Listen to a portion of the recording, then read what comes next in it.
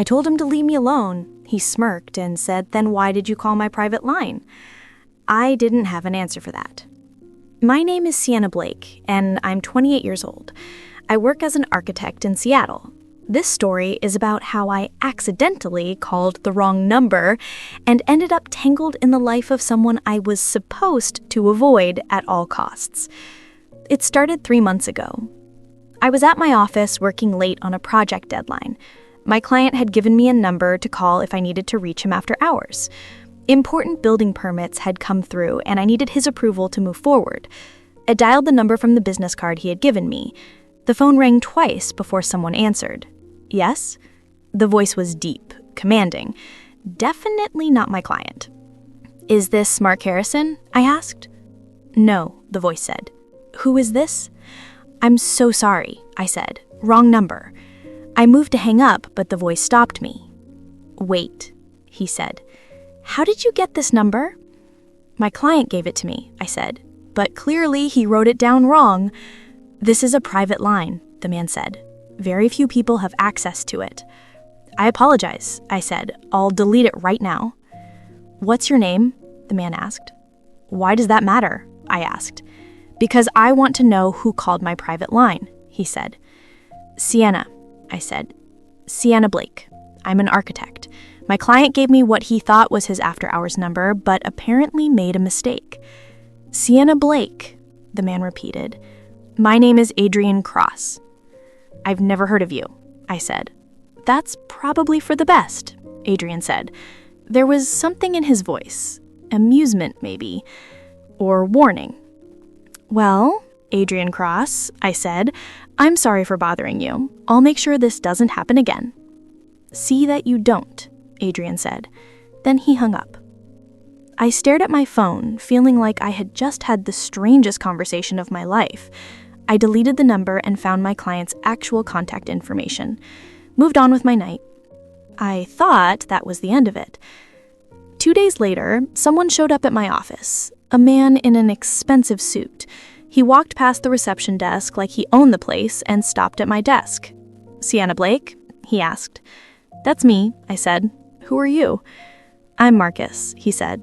"I work for Adrian Cross. He'd like to see you." "Why?" I asked. "That's between you and Mr. Cross," Marcus said. "Please come with me." "I'm working," I said. "I can't just leave." "Mr. Cross doesn't like to be kept waiting," Marcus said. "Tell Mr. Cross that I don't care," I said. "I don't know who he is or what he wants, but I'm not going anywhere with a stranger." Marcus pulled out his phone, made a call. "She's refusing to come," he said to whoever answered. Then he held the phone out to me. "He wants to talk to you." I took the phone. "Hello?" "Sienna," Adrian's voice said. "You called my private line 2 days ago." "I apologized for that," I said, "and I deleted the number." "Clearly that's not enough," Adrian said. "I need to verify some information about how you got that number." "Why?" I asked. "Because it's important," Adrian said.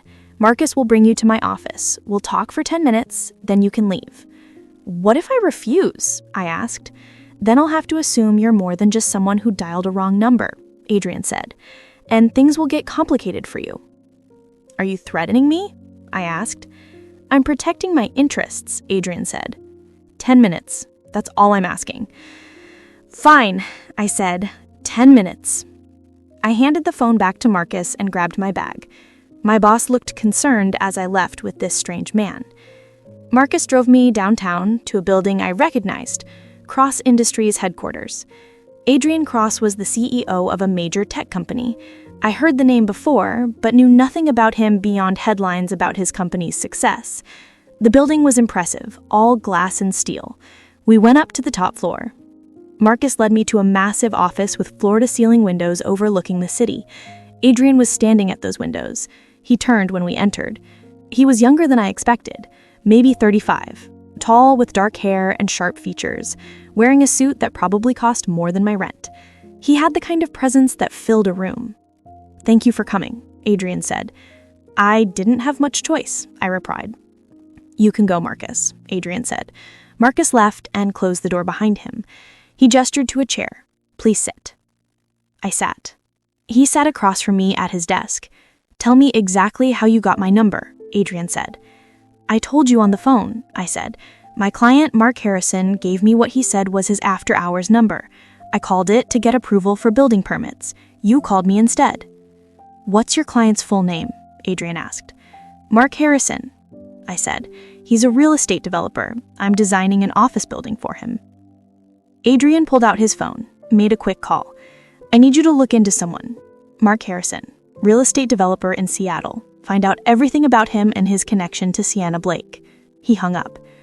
Why are you investigating my client? I asked. Because no one should have my private number, Adrian said.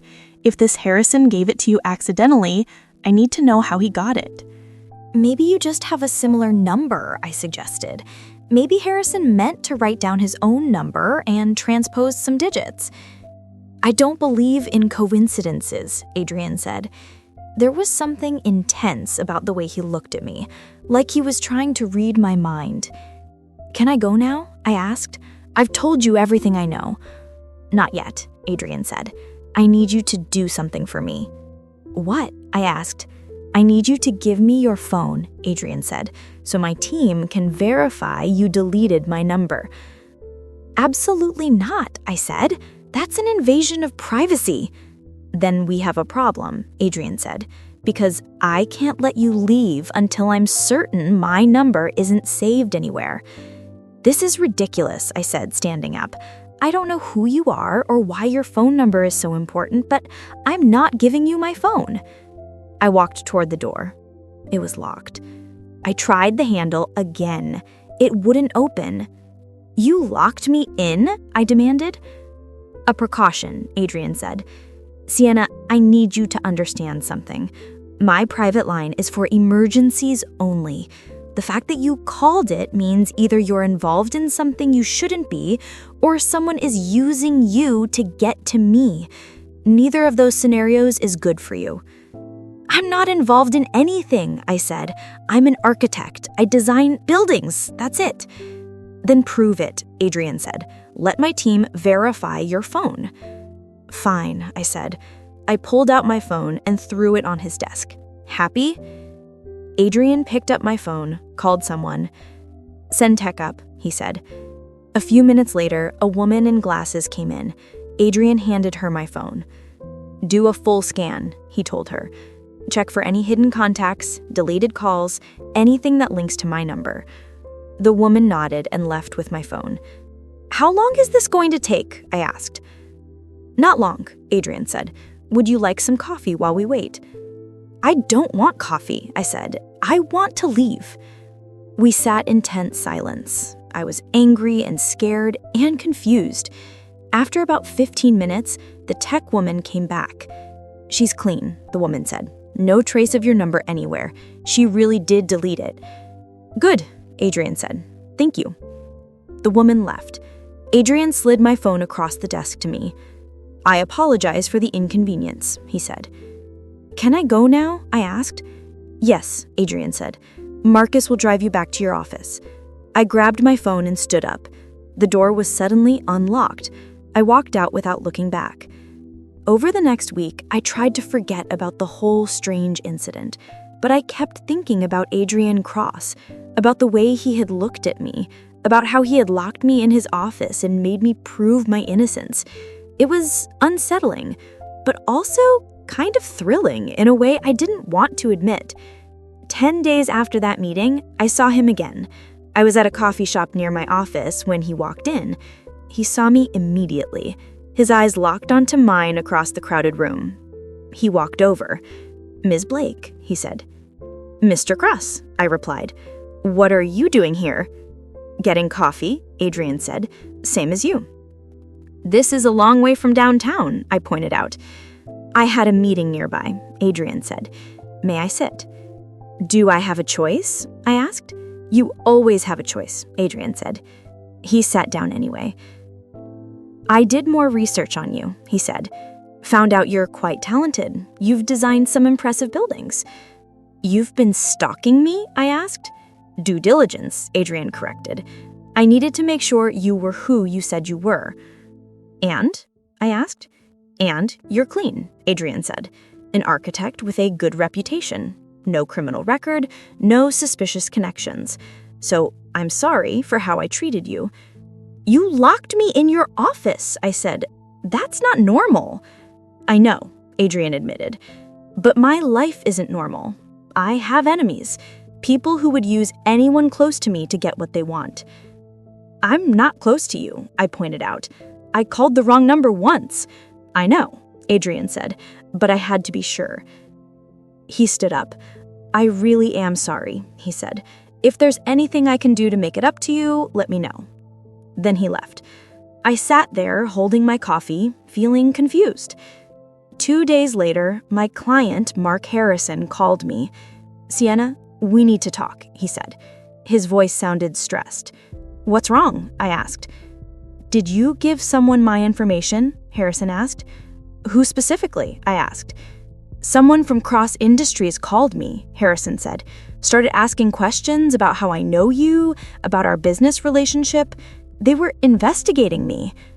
"I'm so sorry," I said. "I accidentally called a wrong number. It belonged to Adrian Cross. He got paranoid and started checking into things." "You called Adrian Cross?" Harrison asked. He sounded shocked.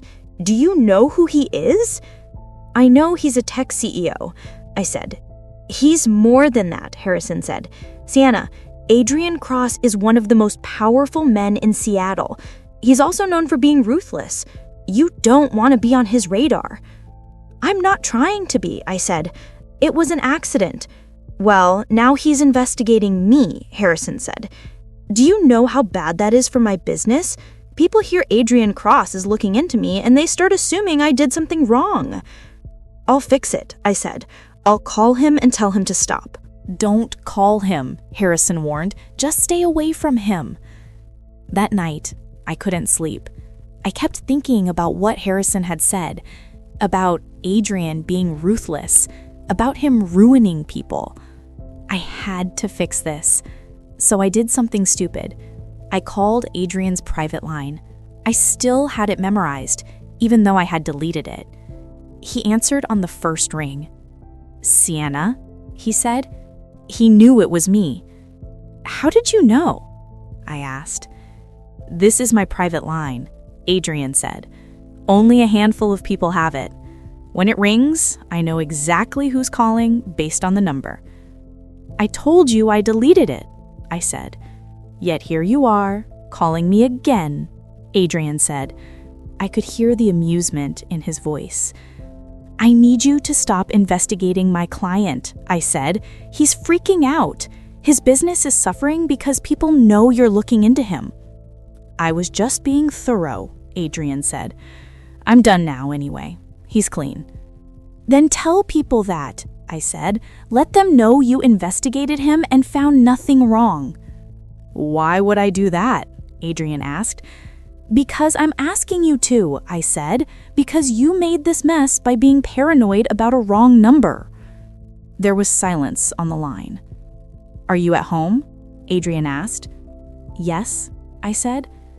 "Give me your address," Adrian said. "I'll come over and we can discuss this." "Absolutely not," I said. "I'm not giving you my address." "Then come to my place," Adrian said. "We'll talk in person. It's better that way." "I shouldn't," I said. "But you will," Adrian said, "because you care about your client and you want to fix this." He gave me his address, a penthouse in one of the most expensive buildings in Seattle. Against my better judgment, I went. The building had a doorman who was expecting me. He sent me up to the top floor. The elevator opened directly into Adrian's penthouse. He was waiting in the living room. Massive space, incredible view, expensive, everything. "You came," he said. "I came," I confirmed. "So what do you want?" "I want to understand why you care so much about this client," Adrian said. "He's just a developer. Why go out of your way to protect him?" "Because it's my fault he's in this situation," I said. "I made the mistake. I should fix it." "Admirable," Adrian said, "but naive." "How is taking responsibility for my mistakes naive?" I asked. Because in my world, mistakes get people killed, Adrian said. You don't just fix them with an apology. What world is that exactly? I asked. The world of people who have power and enemies, Adrian said. People who can't afford to trust the wrong person. I'm not the wrong person, I said. I made one phone call by accident. That's all this is. Is it? Adrian asked. He stepped closer. Because I keep asking myself why you're really here, Sienna. Why you called my private line again. Why you came to my home. Maybe you're exactly who you say you are. Or maybe you're something more interesting. I'm not interesting, I said. I'm an architect. You're very interesting, Adrian said. He was standing very close now. I could smell his cologne, see the flecks of gold in his dark eyes. Most people are terrified of me, but you're not. You're angry, annoyed. That's refreshing. I should go, I said. Stay, Adrian said. Have a drink with me. We'll talk about your client. I'll make some calls tomorrow and clear his name. One drink, I said. Adrian smiled.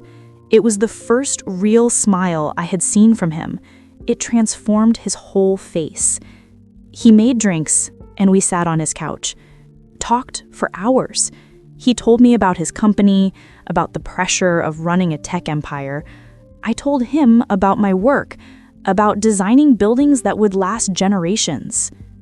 Somewhere around midnight, I realized I should leave, but I didn't want to. I should go, I said again. Should, Adrian agreed, but you're not. Because you're curious about me. Maybe, I admitted. Are you curious about me? Adrian was quiet for a moment. Yes, he said, which is unusual. I don't usually find people interesting. I stood up. This is a bad idea, I said. What is? Adrian asked. Whatever this is. You're some powerful CEO with enemies and paranoia. I'm just trying to live my normal life. You called me, Adrian reminded me, twice. The second time you called my private line knowing what it was. Why did you do that? I don't know, I admitted. Then maybe you should figure that out, Adrian said. I left that night confused and unsettled. Over the next week, Adrian kept his promise. He made calls, let people know Mark Harrison was cleared. My client called me relieved. Whatever you did, it worked, Harrison said. Thank you. Don't thank me, I said. Just stay away from Adrian Cross. I tried to take my own advice, tried to forget about Adrian and move on with my life, but he kept showing up at my coffee shop, near my office building, always with some excuse about being in the neighborhood. After the fourth time, I confronted him. Are you following me? I asked. Yes, Adrian admitted. Why? I asked. Because I can't stop thinking about you, Adrian said. That's not romantic. That's creepy. I know, Adrian said, but I don't know what else to do. You could leave me alone, I suggested. I could, Adrian agreed, but I don't want to. You're the most real thing that's happened to me in years. I'm not a thing, I said. No, Adrian said. You're a person who called my private line by accident and somehow got under my skin. This is a terrible idea, I said. Probably, Adrian agreed, but some of the best things start as terrible ideas. That was 3 months ago. Now we're here, Adrian and I seeing each other in whatever way this is. It's complicated and intense and unlike anything I've experienced. We keep our relationship quiet. He has enemies and doesn't want me to become a target. But we see each other several times a week. He comes to my apartment, I go to his penthouse. We talk and argue, and sometimes just sit in comfortable silence. One night, about 2 months into whatever we are, Adrian told me something. I need you to understand what being with me means, he said. What does it mean? I asked. It means danger, Adrian said. Real danger. I have competitors who would use you to get to me. I have enemies who would hurt you to hurt me. So why pursue this? I asked. Because I can't help it, Adrian said. You're the first person who's seen me as just Adrian, not Adrian Cross, the CEO, not Adrian Cross with all the power and money, just me. I see both, I said, the CEO and the person. And you're dating both, Adrian said. That's what makes this work. Dating is a strong word, I said. What would you call it? Adrian asked. Complicated, I said. 4 months into our relationship, something happened that tested everything. Adrian's company was hit with a major cyber attack. Someone hacked their systems and stole proprietary technology. The attack was traced back to a competitor. Adrian was consumed with handling the crisis, worked 20-hour days, barely slept. I tried to be supportive, but he was pulling away. One night, I called his private line. He didn't answer. I called again. No answer. I went to his penthouse. Marcus was outside. He's not seeing anyone, Marcus said. Tell him I'm here, I said. I can't do that, Marcus said. Mr. Cross was very clear. Then I'll wait, I said. I sat down in the hallway outside the penthouse. Marcus looked uncomfortable but didn't stop me. I waited for 2 hours. Finally, the door opened. Adrian looked terrible. Exhausted, stressed, wearing the same clothes from 2 days ago. You shouldn't be here, he said. Too bad, I said. I walked past him into the penthouse. Adrian closed the door. Sienna, I don't have time for this, he said. I'm in the middle of a crisis. I know, I said. That's why I'm here, to help, or at least be here while you deal with it. You can't help, Adrian said. This is corporate warfare. It's not your world. Maybe not, I said, but you're my world, at least the person I care about, and I'm not leaving you to deal with this alone. Adrian looked at me for a long moment. Then he pulled me into his arms. Thank you, he whispered. We spent that night working through the crisis together. I couldn't help with the technical stuff, but I kept him fed and made sure he slept at least a few hours, reminded him to take breaks. It took 3 weeks to fully resolve the cyber attack. Adrian's company recovered, the competitor was sued and faced criminal charges. Through it all, Adrian and I grew closer. 6 months into our relationship, Adrian asked me to move in with him. I don't want you to go back to your apartment every night, he said. I want you here. That's a big step, I said. I know, Adrian said, but I'm sure. Are you sure? Adrian asked. Because being with me full-time means accepting my security, my schedule, my complications. I need time to think, I said. I thought about it for a week, talked to friends who thought I was crazy for dating someone like Adrian, weighed the pros and cons, finally decided to do it. I moved into Adrian's penthouse. It was an adjustment. He had security everywhere. His schedule was demanding, but we made it work. 7 months in, I met his family. His mother was skeptical of me. She didn't think I was wealthy or connected enough for her son. His father was kinder but distant. His sister was the only one who seemed genuinely happy for us. Your mother hates me, I told Adrian after the dinner. She'll come around, Adrian said. What if she doesn't? I asked. Then she doesn't, Adrian said. I'm not marrying my mother. I'm with you. 8 months in, we had our first major fight. Adrian wanted me to quit my job and work for his company. I refused. I like my independence. He couldn't understand why I wouldn't take the opportunity to work together. We didn't talk for 3 days. Finally, I went to his office. We need to talk, I said. I know, Adrian said. I'm sorry. For what? I asked. For trying to control you, Adrian said. I'm used to getting what I want. I forgot that you're not something I can just acquire. Thank you for saying that, I said. I do want to work with you someday, I said, but on my terms, in a way that doesn't make me dependent on you. I understand, Adrian said. We made up. But it highlighted an ongoing issue. Adrian was used to control. I needed independence. Finding balance was hard. 9 months in, someone threatened me. I got a letter at work. It said if I didn't leave Adrian, I would regret it. I showed Adrian. He was furious. "This is exactly what I was afraid of," he said. "Someone is using you to get to me." "What do we do?" I asked. "Increase your security," Adrian said. "You'll have bodyguards now." "Adrian," I said, "I can't live like that." "You have to," Adrian said, "at least until we figure out who sent this." The next month was hard. Having bodyguards follow me everywhere was suffocating. I felt like I had no freedom. We found out who sent the letter, a competitor trying to destabilize Adrian. The threat was handled, but it showed me the reality of being with him. 10 months in, Adrian proposed. We were at his penthouse. He had cooked dinner, which he rarely did. After we ate, he got down on one knee. "Sienna Blake," he said, "you called my private line by accident. I accused you of being a threat.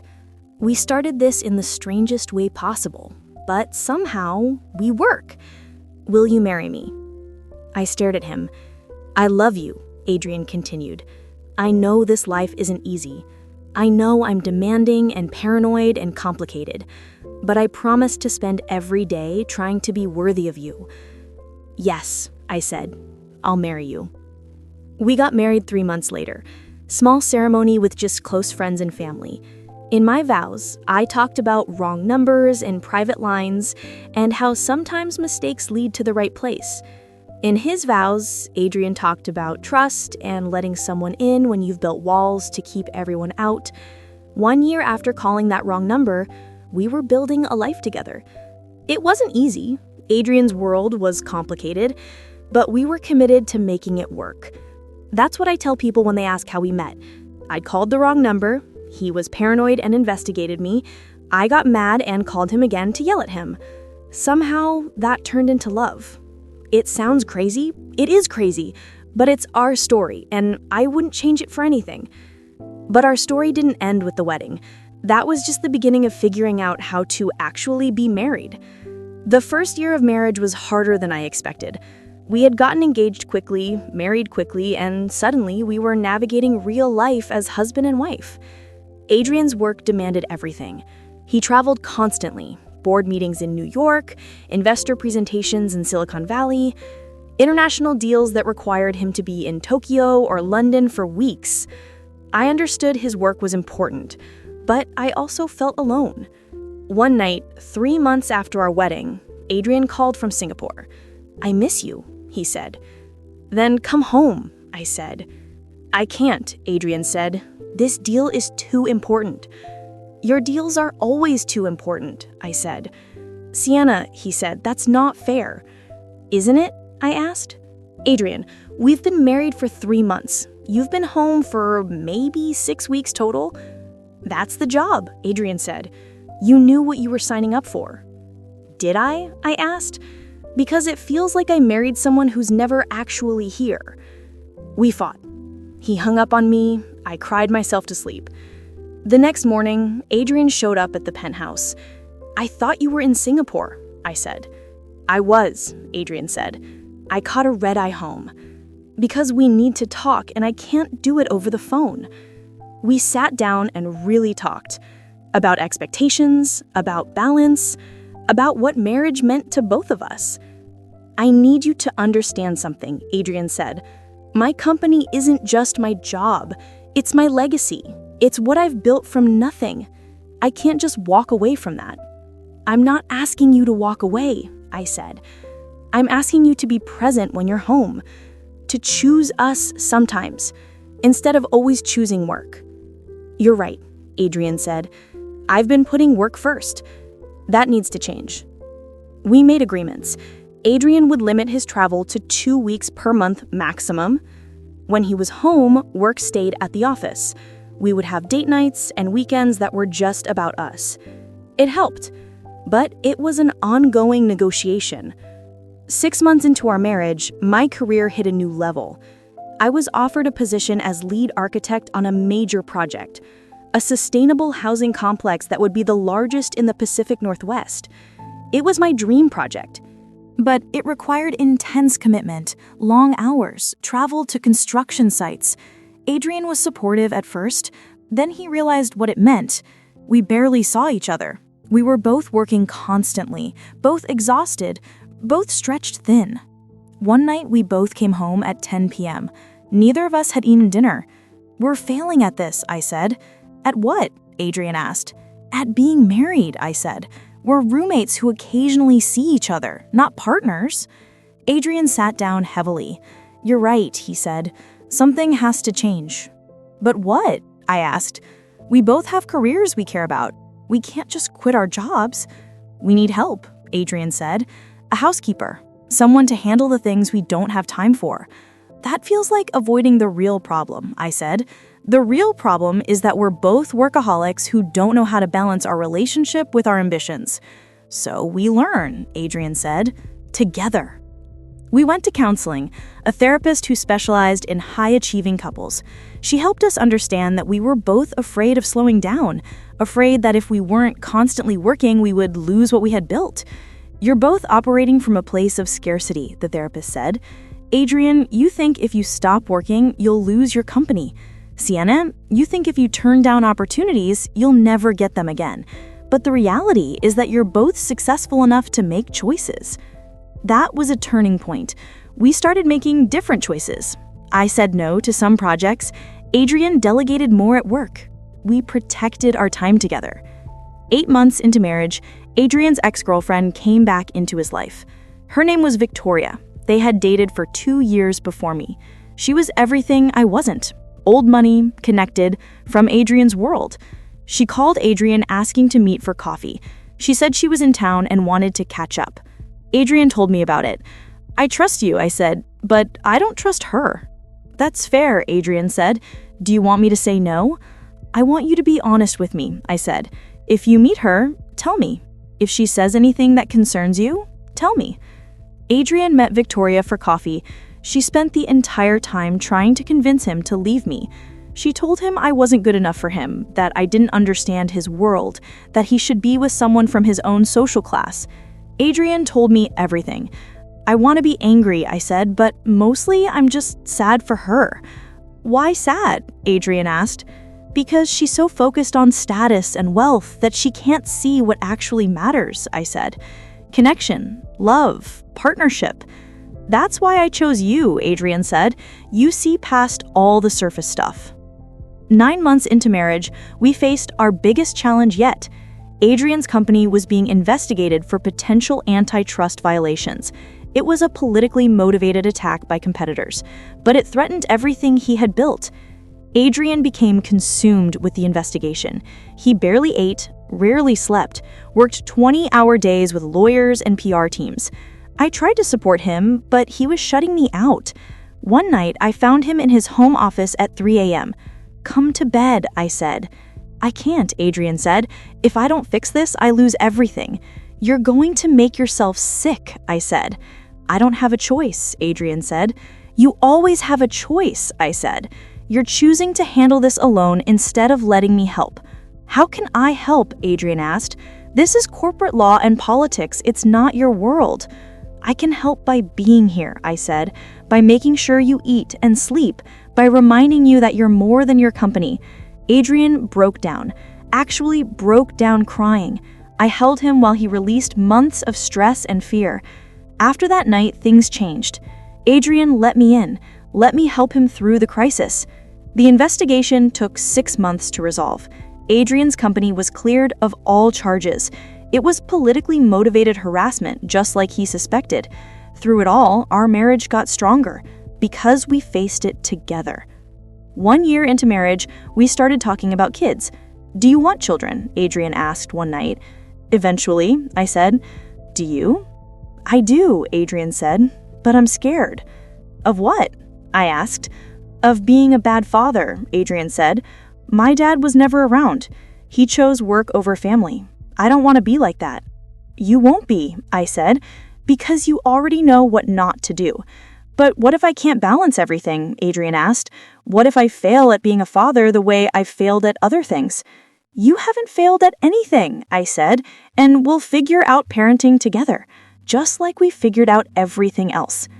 18 months into marriage, I got pregnant. We were both terrified and excited. Adrian immediately went into planning mode. baby-proofing the penthouse, researching the best pediatricians, reading every parenting book he could find. "You're going overboard," I told him. "I want to be prepared," Adrian said. "You can't prepare for everything," I said. "Some things you just have to experience." The pregnancy was hard. I had severe morning sickness for 4 months. Adrian was incredibly supportive. He worked from home more, Made sure I was eating, came to every doctor appointment. At 7 months pregnant, my project hit a major snag. Construction delays threatened to derail everything. I was stressed and exhausted. "Adrian, I can't do this," I said one night. I was crying over blueprints. "I can't manage this project and be pregnant and handle everything." "Yes, you can," Adrian said, "but you don't have to do it alone. Let me help." He called in favors, got me the best construction manager in the city, helped negotiate with contractors. Within 2 weeks, the project was back on track. Our daughter was born on a Tuesday in March. We named her Olivia. She was perfect, tiny and fierce and ours. Adrian cried when he held her for the first time. "She's ours," he kept saying. "We made her." The first few months of parenthood were brutal. Olivia didn't sleep. I was nursing constantly. Adrian tried to help, but there was only so much he could do. We were both exhausted. One night at 3 a.m., both of us awake with a screaming baby, Adrian looked at me. "How do people do this?" he asked. "I don't know," I admitted, "but we'll figure it out." That became our mantra. We'll figure it out. And we did. Slowly, we adjusted to life with a baby. Adrian took paternity leave. 6 weeks where he didn't go to the office at all, just focused on our family. It was the best decision we made. 2 years into marriage, things started to feel settled. Olivia was sleeping through the night. I had returned to work part-time. Adrian had found balance between his company and family. One night, after we put Olivia to bed, Adrian and I sat on the couch. "This is nice," I said. "What?" Adrian asked. "This," I gestured at our life. "Just being together, being a family." "It is nice," Adrian agreed. "I never thought I could have this." "Have what?" I asked. "A real life," Adrian said. "For so long, I was just work, just building the company. But now I have you and Olivia. I have a reason to come home." "You always had a reason to come home," I said. "You just needed to recognize it." 3 years into marriage, Adrian sold a major portion of his company. He retained control, but brought in partners who could handle day-to-day operations. "I want more time with you and Olivia," he explained. "I don't want to miss her childhood the way my father missed mine." "Are you sure?" I asked. "This company is everything to you." "You and Olivia are everything to me," Adrian corrected. "The company is just what I do. Who I am is your husband and her father." 4 years into marriage, we bought a house, left the penthouse and moved to a neighborhood with other families, somewhere with a yard and good schools. "This feels like a real home," I said on moving day. "That's because it is," Adrian said. "We're not just pretending to have a normal life anymore. We actually have one." 5 years into marriage, Olivia started kindergarten. Adrian and I stood at the bus stop that first morning. "She's growing up," I said. "She is," Adrian agreed. "Are we doing okay as parents?" I asked. "I think so," Adrian said. "She's happy and healthy and kind. That's all we can ask for." One night, 5 years after that first wrong number call, Adrian and I were talking about how we met. "Do you ever think about how random it was?" I asked. "All the time," Adrian said. "If your client had written down the right number, we never would have met." "Do you believe in fate?" I asked. "I didn't used to," Adrian said. "But now I think maybe some meetings are meant to happen, even if they start with a wrong number." "I'm glad I called," I said. "I'm glad you answered," Adrian said. 6 years into marriage, Adrian started a foundation, using his wealth to support causes he cared about. education, technology access, environmental conservation. I'm proud of you, I told him. For what? Adrian asked. For using your success to help people, I said. For being more than just a CEO. I learned that from you, Adrian said. You taught me that life is about more than building wealth. It's about building meaning. 7 years after that first call, we were at dinner celebrating our anniversary. 7 years, Adrian said, since you told me to leave me alone and I asked why you called my private line. Best wrong number of my life, I said. Mine too, Adrian agreed. Do you regret any of it? I asked. The complications, the challenges? Not for a second, Adrian said. Every challenge made us stronger. 8 years into marriage, Olivia asked about how we met. Daddy, she said, how did you meet Mommy? I called the wrong number, I told her. What? Olivia asked, confused. I was trying to call someone for work, but I accidentally called your father's phone instead. And Daddy was paranoid, Adrian added. I thought Mommy might be dangerous. That's silly, Olivia said. It was silly, Adrian agreed, but it led to your mom and I talking and eventually falling in love. And then you were born, I said, and our family was complete. 9 years after that first call, Adrian and I renewed our vows. We stood in our backyard with Olivia and our closest friends. In my vows, I talked about wrong numbers and private lines, about how sometimes the mistakes we make lead us exactly where we're supposed to be. In his vows, Adrian talked about trust, about learning to let someone in when you've spent years keeping everyone out. 10 years after calling that wrong number, we were sitting on our porch. Olivia was asleep inside. We were alone with the quiet night. 10 years, I said. Hard to believe. Best 10 years of my life, Adrian said. Mine too, I agreed. We sat there in comfortable silence. Two people who met because of a mistake, who turned paranoia into trust, who built a life and a family from the strangest beginning. I told him to leave me alone once. He asked why I called his private line. I didn't have a good answer then. But now I do. I called because I was supposed to, because that wrong number was exactly the right number. Because sometimes the universe has a plan, even when we don't. 10 years later, I'm still glad I called. Still grateful he answered. Still building this life with him one day at a time. But the story doesn't end at 10 years. That was just another milestone in an ongoing journey.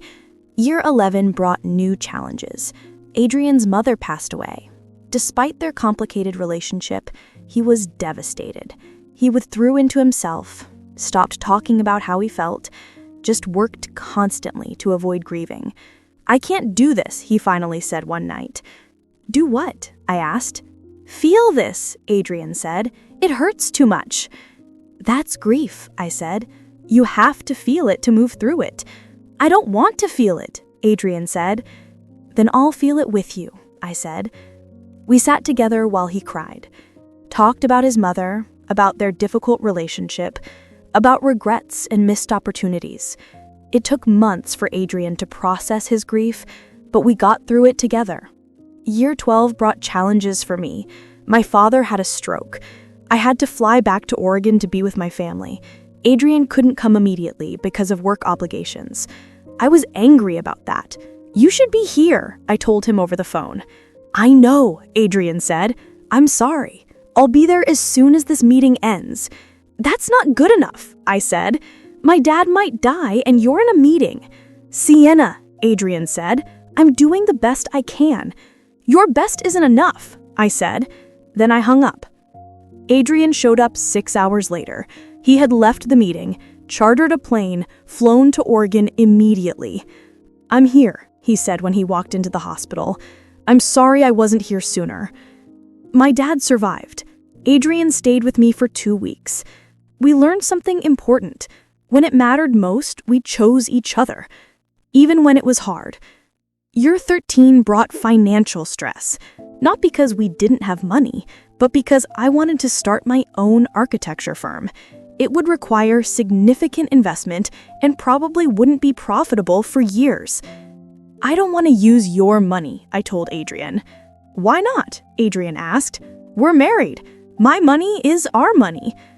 Because I need to do this myself, I said. I need to know I built it. Then take a loan from me, Adrian suggested. A proper business loan with interest and terms. That way you're building it yourself, but with support. We structured it properly. Legal contracts, market rate interest. I took a loan of $500,000 to start my firm. The first year was brutal. Long hours, financial stress, constant worry about whether I could make it work. Adrian was supportive, but I could tell he was worried too. One night, 18 months after starting the firm, I came home crying. I'm going to fail, I said. The numbers don't work.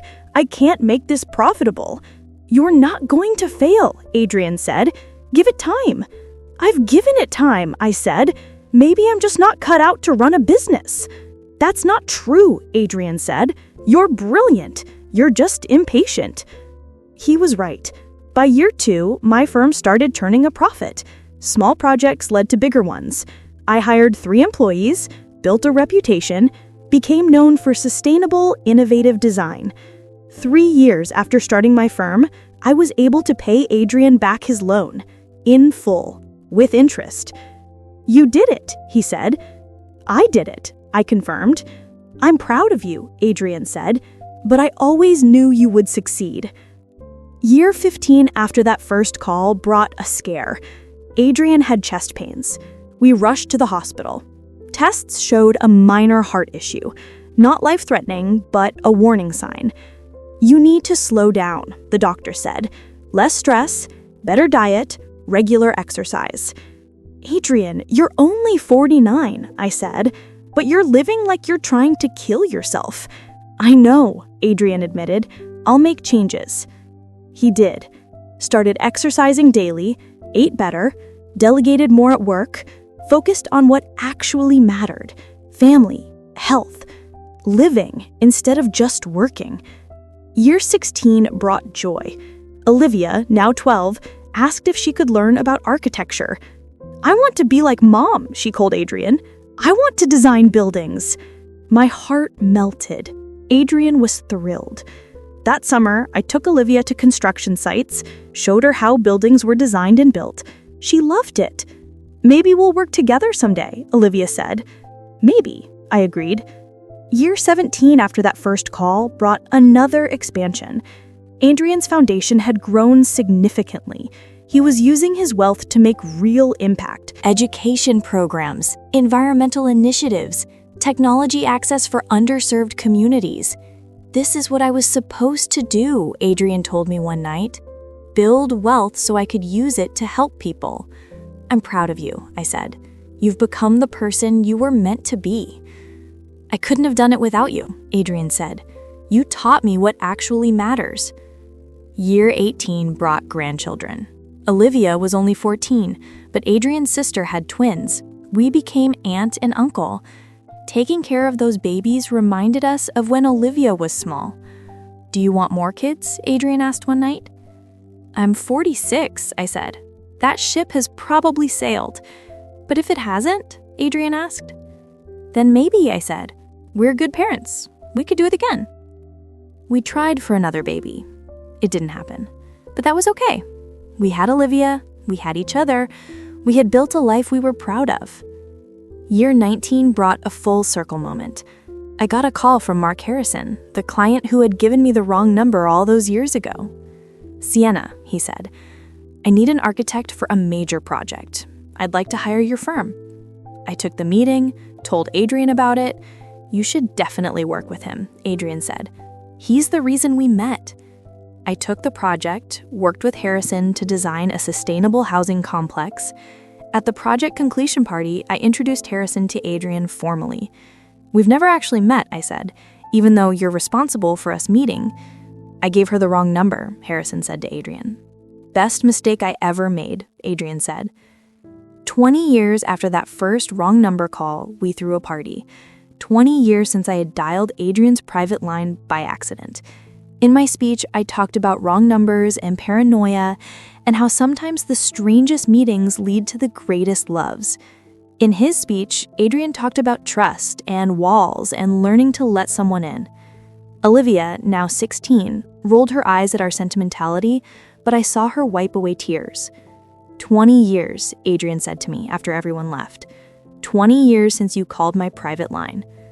Best accident of my life, I said. Mine too, Adrian agreed. We stood on our porch looking at the stars. This life we've built, I said. It's everything I didn't know I wanted. Me too, Adrian said. Sienna, when you first called, I thought you were a threat.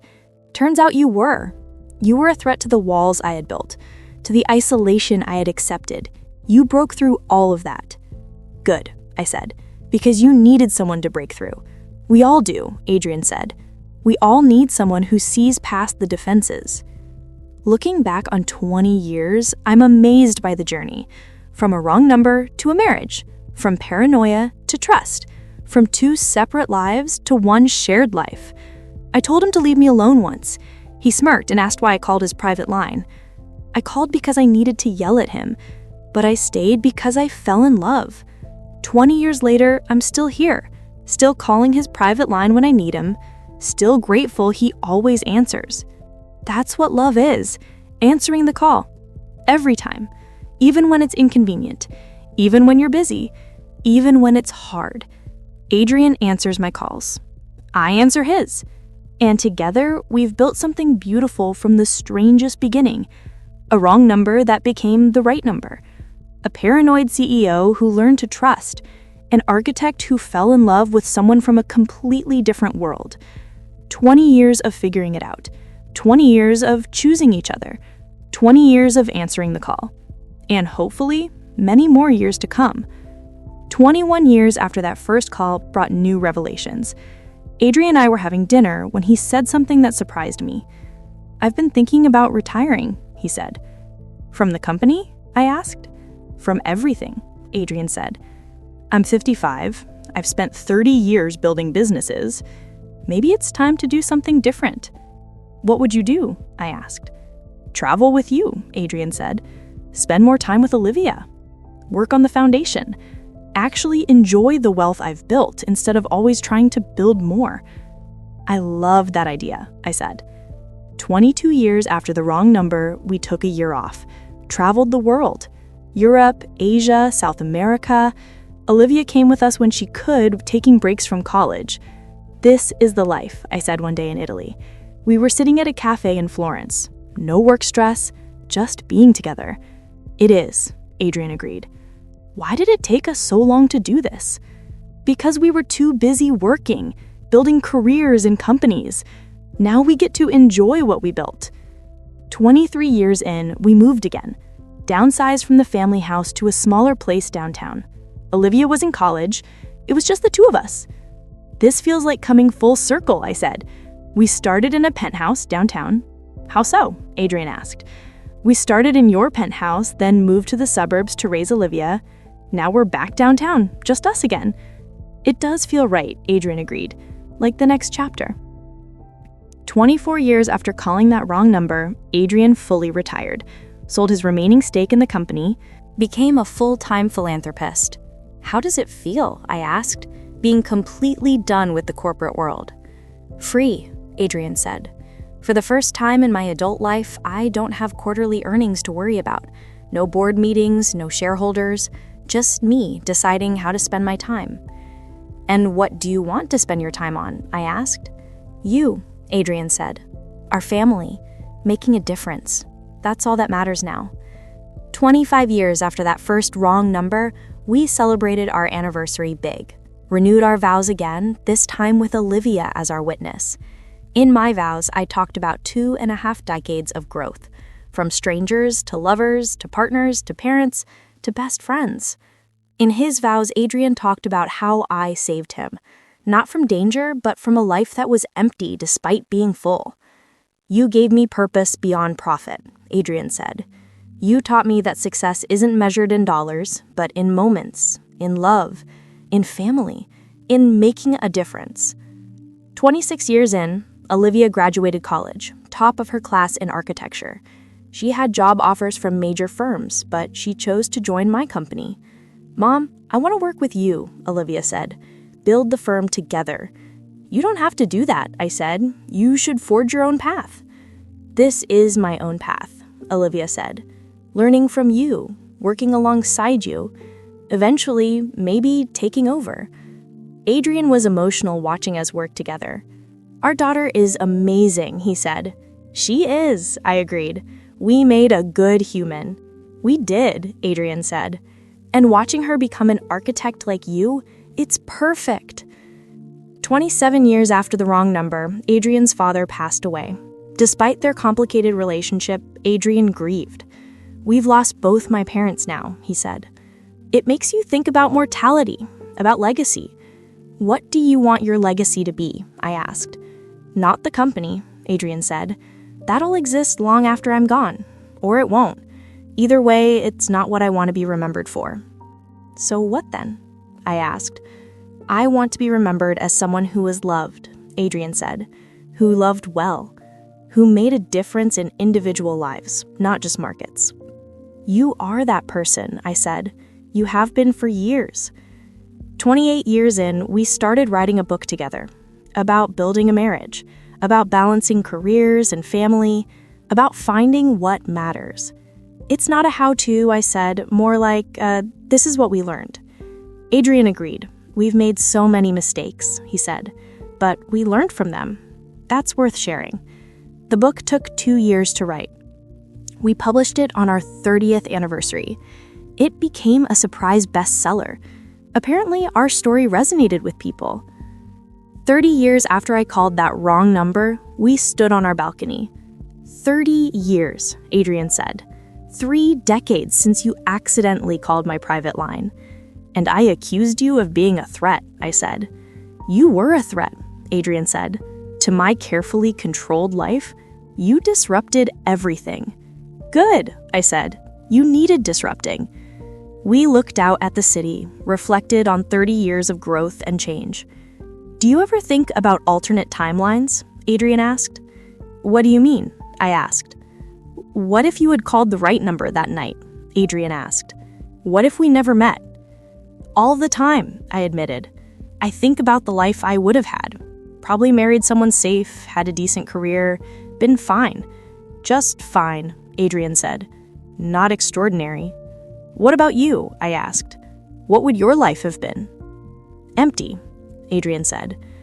"I would have kept building companies, making money, being powerful and lonely. You changed that." "We changed each other," I corrected. "That's what good partnerships do." Adrian pulled me close. 30 more years?" he asked. "At least," I said. "We're just getting started." At 58 and 62, we were both in good health, had years ahead of us, years to keep building this life we had created. One night, thinking about our journey, I asked Adrian something. "Do you remember exactly what you said when I called your private line the second time?" Adrian smiled. "I remember. You said, 'Leave me alone.' And I said, 'Then why did you call my private line?'" "I remember thinking you were impossible," I said. "Arrogant, infuriating." "I was all of those things," Adrian admitted. "But you called anyway." "Twice." "I did," I confirmed. "Because even though you were impossible, you were also compelling." "Still am," Adrian said. "Still are," I agreed. "That's what makes this work." Looking back on 30 years, I'm amazed by everything. By how we met, by how we grew, by the life we built together from the strangest beginning. I told him to leave me alone. He smirked and asked why I called his private line. That moment, that exchange, it set the tone for everything. Challenging each other, pushing each other, never letting each other get away with anything. 30 years later, we're still doing it.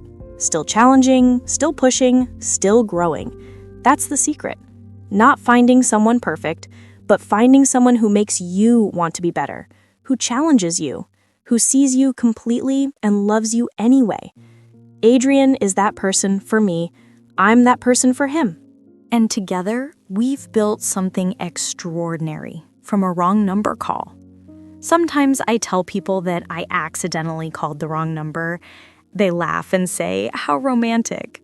But the truth is, it wasn't romantic at first. It was confusing and scary and complicated. The romance came later. From years of showing up, from years of choosing each other, from years of working through problems instead of walking away. That's the real love story. Not the meet cute, but the staying, the building, the growing. 30 years of answering when the other person calls. 30 years of being there. 30 years of choosing this person over everyone else. I called the wrong number. He answered, and somehow from that mistake, we built a lifetime. 31 years after that first call, Olivia got engaged to a fellow architect she met at my firm. James was kind and talented and perfect for her. Adrian and I watched our daughter fall in love. "It's surreal," Adrian said. "She's building her own life now." "She is," I agreed. "And we get to watch." At the engagement party, James pulled Adrian aside. "I know this is traditional," James said, "but I wanted to ask you something." "What is it?" Adrian asked. "I want your blessing," James said, "to marry Olivia. Not your permission because she doesn't need that, but your blessing because your opinion matters to her." "You have it," Adrian said. "You love my daughter. You treat her well. You make her happy. That's all I can ask for." Later that night, Adrian was emotional. "She's really grown up," he said. "She has," I confirmed. "Are you okay?" "I think so," Adrian said. "It's just strange. We spend years raising them, protecting them. Then one day they don't need us anymore." "She'll always need us," I said, "just in different ways." 32 years after the wrong number, we attended Olivia's wedding. She looked beautiful, happy. During her vows, she said something that made us both cry. "I learned what marriage should be from watching my parents," Olivia said. "They taught me that love isn't just romance. It's partnership. It's showing up every day. It's choosing each other even when it's hard. That's what I want with James. That's what we'll build together." After the wedding, Adrian and I danced. "She really was paying attention," I said. "To what?" Adrian asked. "To us," I said. "To our marriage, to how we handle things." "She was," Adrian agreed. "And she saw the good and the bad, the fights and the making up, the challenges and the triumphs. That's real love." 33 years in, we became grandparents. Olivia and James had a baby girl. They named her Sienna after me. I cried when Olivia told me. Holding my granddaughter, I thought about how life had come full circle. From accidentally calling a wrong number to holding my namesake granddaughter. From a young architect to a grandmother. From strangers to this. "This is everything," I told Adrian. He was holding baby Sienna with tears in his eyes. "It is," he agreed. "This is what we built. Not just our marriage or careers, but this family, this legacy of love." 34 years after calling that private line, Adrian had a health scare. Another heart issue. More serious this time. He needed surgery. "I'm scared," he admitted the night before. "Of the surgery?" I asked. "Of not waking up," Adrian said. "Of leaving you." "You're not leaving me," I said. "You're going to have this surgery and recover, and we're going to have many more years together." "But if something goes wrong," Adrian said. "Nothing will go wrong," I insisted. "But Adrian, if something did, you need to know that these 34 years have been the best of my life." "I know," Adrian said. "Mine too." The surgery went well, Adrian recovered fully, but it reminded us both that time was precious. 35 years after that first wrong number, we made a decision. We were going to spend the next phase of our lives differently, more intentionally. No more wasting time on things that didn't matter, just focusing on what did. Family, each other, making memories. We took Olivia and James and baby Sienna to Hawaii, a week of just being together. Building sandcastles, swimming in the ocean, sitting on the beach watching sunsets. "This is perfect," I said one evening. We were watching Sienna play in the sand. Adrian and Olivia were building a castle with her. "It is," Adrian's sister said. She had joined us for the trip. "You and Adrian really did build something beautiful." "We tried," I said. "That's all anyone can do," she said. "Try. Work at it. Choose it every day. And you two have been choosing each other for 35 years. 36 years in, we published another book, this time about building a business and a family simultaneously, about balancing ambition with love, about success that goes beyond profit. The book resonated with young couples starting their careers. We got letters from people saying our story gave them hope, that they could have both career success and a strong marriage. "I never expected to be a role model," I told Adrian. "Me neither," he said.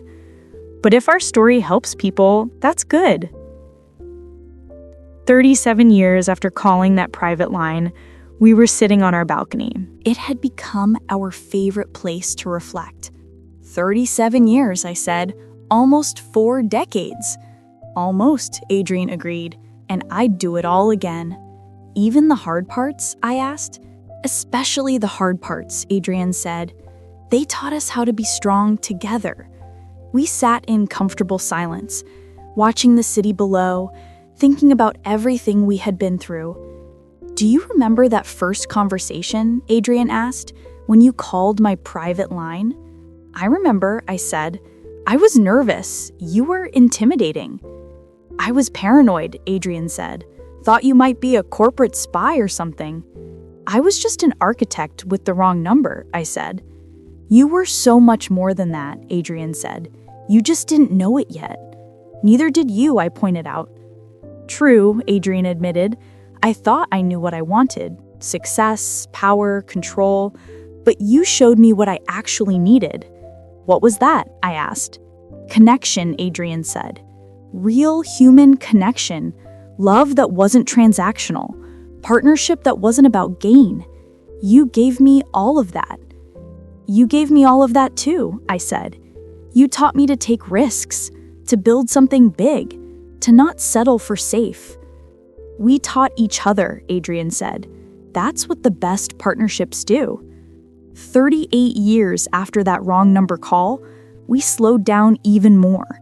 Spent our days reading, walking, spending time with family, working on passion projects that mattered to us. "This is the good life," Adrian said one day. "Not the life I thought I wanted, but the life I actually needed." "I feel the same way," I said.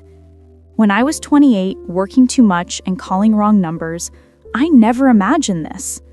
"What did you imagine?" Adrian asked. "Something smaller," I said. "More ordinary. A decent career, a stable marriage, normal kids, nice grandkids. But this," I gestured at our life, "this is extraordinary." "Because of you," Adrian said. "You made it extraordinary." "We made it extraordinary," I corrected. "Together." 39 years in, we started planning our 40th anniversary. 4 decades since that first call. "How do we celebrate that?" I asked. "Something meaningful," Adrian said. "Not flashy, something that honors what we've built." We decided on a small gathering, just family and closest friends. At the party, we shared our story again, for those who hadn't heard it. "I called the wrong number," I said. "He thought I was a threat, investigated me, made me prove I wasn't dangerous. Not my finest moment, Adrian admitted, but it led to everything. We showed pictures from over the years. Our wedding, Olivia as a baby, building our careers, buying houses, becoming grandparents. This is what 40 years looks like, I said. Not perfect, but real, full of challenges and triumphs, built on choice and commitment. Adrian gave a toast. To wrong numbers, he said. To paranoia that led to trust. To 40 years of choosing this woman every single day. I would choose her for 40 more if I could. To 40 more, everyone said, raising their glasses. Looking around that room, I felt overwhelming gratitude. For the wrong number, for Adrian answering, for every choice we made that led us here. 40 years later, I'm still calling his private line. He's still answering. And together, we're still building this beautiful, complicated, extraordinary life. That's our story. A wrong number, a paranoid CEO, an architect who didn't know what she was getting into. 40 years of figuring it out together. 40 years of love. Sometimes people ask me if I believe in fate, if I think I was meant to call that number. I don't know about fate, I always say, but I know about choices. I chose to return the call when he investigated me. I chose to go to his office when he demanded it. I chose to call his private line again, even when he told me not to. And every day for 40 years, I've chosen him. He's chosen me. Those choices matter more than any destiny. Looking back on 4 decades, I see a life built on mistakes that became opportunities, on challenges that became growth, on 2 people who were completely wrong for each other on paper, but completely right in reality. I told him to leave me alone. He smirked and asked why I called his private line. That exchange, that moment, it defined everything that came after. 2 stubborn people who challenged each other, who didn't let each other get away with anything, who built something real from something that should have ended with an apology and goodbye. 40 years later, I'm grateful for every moment, the good ones and the hard ones, because they all led here, to this life, to this love, to this extraordinary journey that started with a wrong number and a paranoid CEO and an architect who didn't know what she was getting into. I called his private line, he answered, and we've been answering each other ever since. Did you like my story? Which city are you listening from? Let's meet in the comments. I'm looking forward to your comments on the story. On the screen, you can see 2 new life stories that I highly recommend. There's so much more on my channel. Don't forget to subscribe. See you in the next life story. With love and respect.